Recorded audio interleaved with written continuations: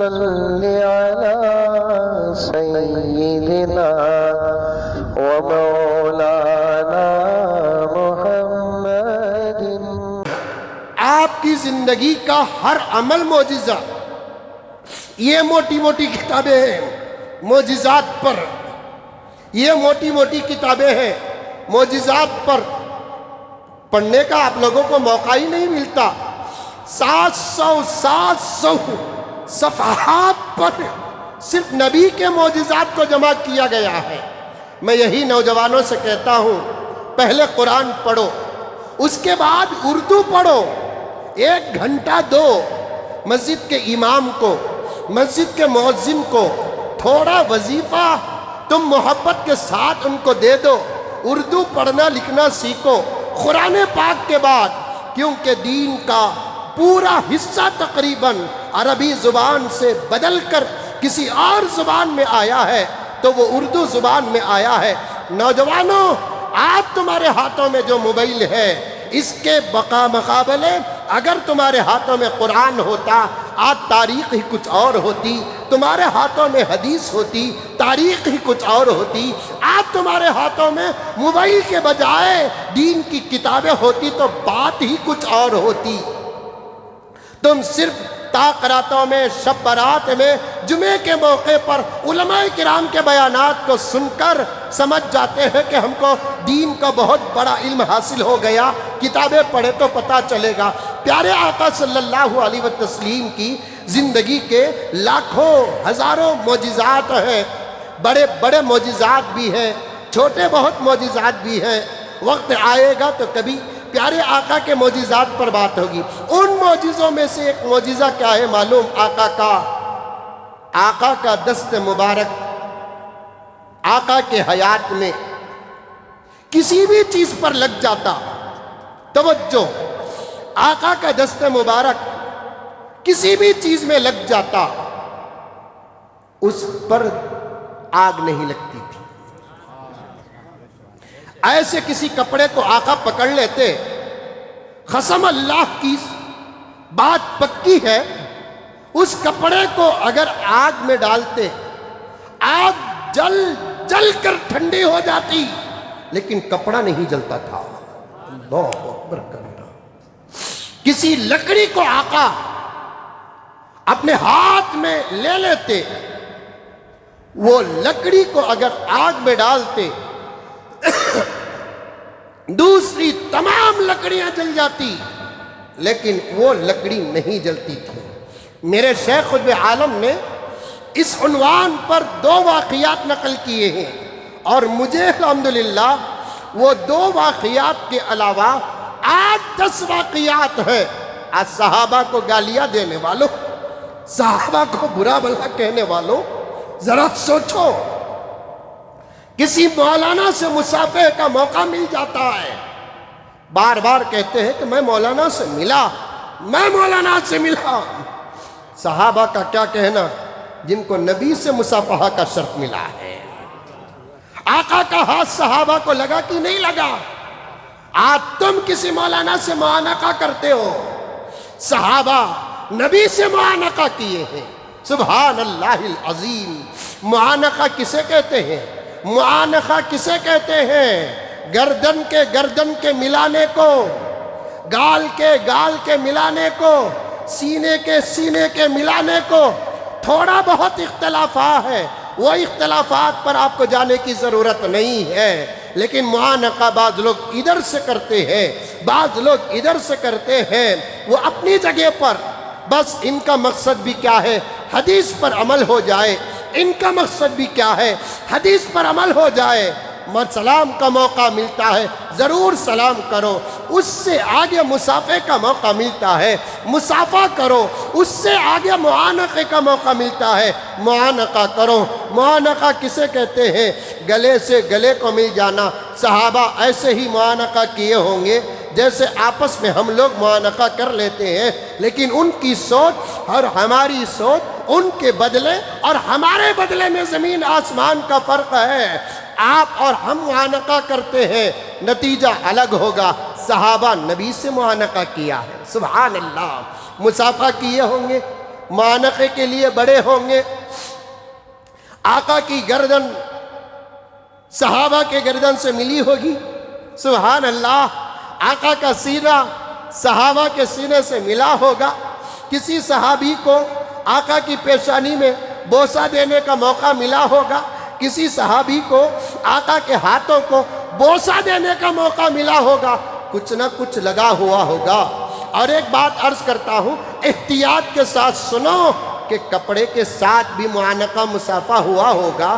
بغیر کپڑے کے جہاں جہاں کا حصہ لگ سکتا ہے وہاں کا لگا ہوگا. اب یہ تو عام صحابہ کی بات ہے، پھر ازواج مطہرات کا کیا کہنا؟ دو واقعے ذرا سن لو. آقا کے معجزات میں سے ایک معجزہ کیا ہے؟ آقا کا ہاتھ یا آقا کا جسم اگر کسی کو لگ جاتا اس پر آگ دنیا ہی میں حرام ہو جاتا. جملے کو بڑے احتیاط کے ساتھ کہہ رہا ہوں. مولانا تشریف لائے اور بھی علماء ہیں. مولانا تو شاعر بھی ہیں. شاعروں کے سامنے الفاظ کو بڑے احتیاط کے ساتھ پیش کرنا ہے. میں یہ نہیں کہہ رہا ہوں آقا کا دست مبارک یا آقا کا جسم مبارک کسی کے ساتھ لگ جاتا اس پر دنیا کی آگ حرام ہو جاتی. یہ نہیں کہہ رہا ہوں دنیا کی آگ بھی حرام ہو جاتی. بھی کا مطلب کیا؟ یہ بھی وہ بھی. واقعہ کیا ہے؟ دو واقعے سنو. ایک مرتبہ ایک صحابی کے گھر مہمان بن کر گئے. جانے والے صحابی جب مہمان بن کر گئے ان کی مہمان نوازی میں ان کے ہاتھ دھلائے گئے. پہلے زمانے میں گھر کے اندر کون بھی آئے تو ہاتھ دھلاتے تھے. بڑے لوگ یہاں بیٹھے ہوئے ہیں تو وہ اس بات کو سمجھتے ہوں گے، میرا ساتھ دیتے ہوں گے.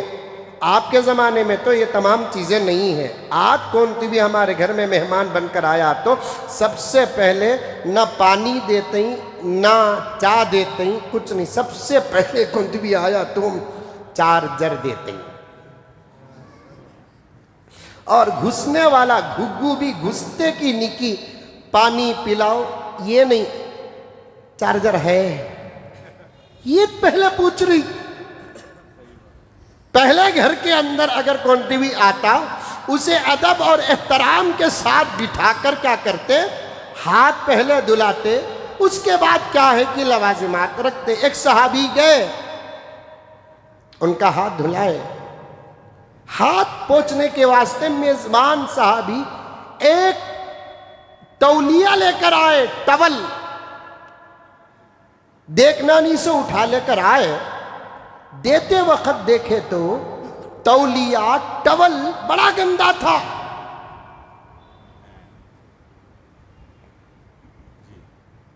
اب اسے دھونے کے اس زمانے میں دھونے کے کئی طریقے تھے. اسے کیا کرے؟ گرم چیز میں ڈالے تاکہ گندگی نکل جائے. لیکن وہ گرم چیز میں ڈالنے کے بعد آگ میں ڈالے، گندگی نکل گئی لیکن ٹول نہیں جلیا. اب یہ کرچیف ہے میری گندی رہی تو پانی سے دھوتے، صابن سے دھوتے. انہوں صابن اور پانی سے نہیں دھوئے، جا کر صاف صاف آگ میں ڈال دیے. کپڑے کو دھونے کے واسطے کون بھی آگ میں ڈالتا؟ اب یہ صحابی جو دیکھ رہے تھے انہوں بولے رے کپڑے کو انگار میں ڈالے آپ. نہیں بے فکر رہو، 1 منٹ میں نکال لیتا ہوں. میں نکال لیے، دیکھا کپڑا پاک اور صاف ہو گیا لیکن جلا نہیں. اب وہ صحابی بڑا تعجب کرنے لگے، یہ عجیب کپڑا ہے، آگ پروف ہے یہ. ہاں یہ آگ پروف ہے، بازار میں ملتا نہیں. اس کا ایک راز ہے. یہ کپڑا کیا ہے معلوم ہے پیارے؟ کیا ہے کپڑا؟ یہ وہ کپڑا ہے جس میں ایک مرتبہ نبی نے اپنا ہاتھ پوچھا تھا. یہ وہ کپڑا ہے جس کپڑے میں نبی نے ایک مرتبہ ہاتھ پوچھا تھا. اس کے اندر دو خوبیاں پیدا ہو گئی. ایک خوبی کیا ہے؟ یہ پورا کپڑا اب خوشبو سے ایسا لبریز ہو گیا، میرے گھر کو آنے والا سب پوچھتا ہے اس وقت تمہارے گھر میں جو خوشبو ہے نا وہ دے. میں کیا کرتا ہوں، یہی کپڑا ان لوگوں کو دیتا ہوں. یہ وہ کپڑا ہے جس کو نبی نے اپنا ہاتھ پوچھا تھا. یہاں تک کہ میرے علاقے میں کسی گھر میں شادی ہوتی ہے تو دلہا اور دلہن کے چہرہ پوچھنے کے لیے یہ کپڑا تبرکن منگواتے ہیں. دلہا اور دلہن کے چہرے کو تبرکن پوچھتے ہیں. کئی مہینے تک دلہا اور دلہن کے چہرے میں خوشبو ہی خوشبو رہتی ہے. یہ صحابہ کو ملی فضیلت ہی ہے. یہ فضیلت صحابہ کو ملی.